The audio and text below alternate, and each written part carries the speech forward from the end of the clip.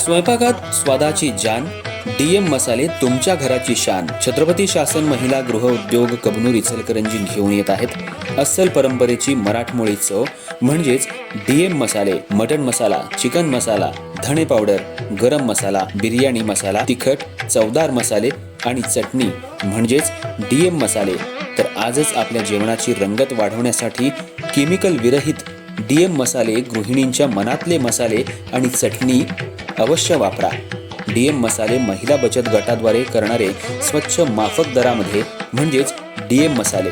संपर्क दिव्याताई मगदूम, मोबाईल 91 30 80 22 55.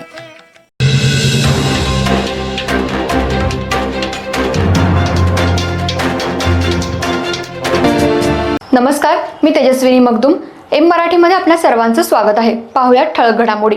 इचलकरंजी इथं केशरी शिधापत्रिका धारकांना नियमानुसार धान्य न देता मनमानी करत लिगाडे मळ्यातील स्वस्त धान्य दुकानदार कमी धान्य देत होता.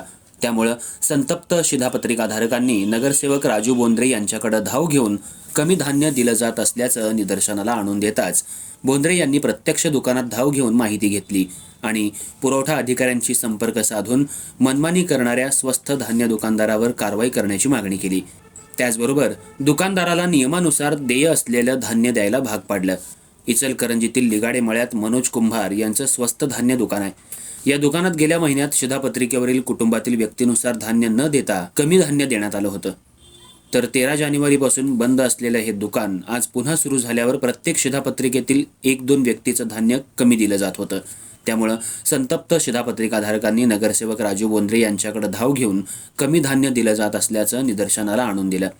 बोंद्रे यांनी त्वरित कुंभार यांच्या स्वस्त धान्य दुकानात धाव घेऊन विचारपूस केली, तेव्हा दुकानदारानं कमी धान्य दिल्याचं स्पष्ट झालं. त्यामुळं बोंद्रे यांनी पुरवठा अधिकाऱ्यांशी संपर्क साधून कमी धान्य दिलं जात असल्यानं दुकानदारावर कारवाई करावी आणि गेल्या महिन्याचं आणि चालू महिन्याचंही नियमानुसार धान्य देण्याची मागणी केली. यावेळी पुरवठा अधिकाऱ्यांनी ज्यांना कमी धान्य दिले त्यांना नियमानुसार धान्य दिलं जाईल असं सांगत माहिती घेऊन दुकानदारावर योग्य ती कारवाई करण्याचं आश्वासन दिलं. दरम्यान महापालिका निवडणूक निकालानंतर सत्काराच्या कार्यक्रमात अडकून न पडता 2-3 दिवसातच बोंद्रे यांनी नागरिकांच्या समस्या जाणून घेऊन त्या सोडवण्यासाठी प्रयत्न सुरू केलेत. तसंच स्वस्त धान्य दुकानदारांच्या तक्रारी वाढल्यानं प्रत्येक दुकानात तपासणी करणार असल्याचंही बोंद्रे यांनी सांगितलंय. त्यामुळे याची चर्चा परिसरात सुरू आहे.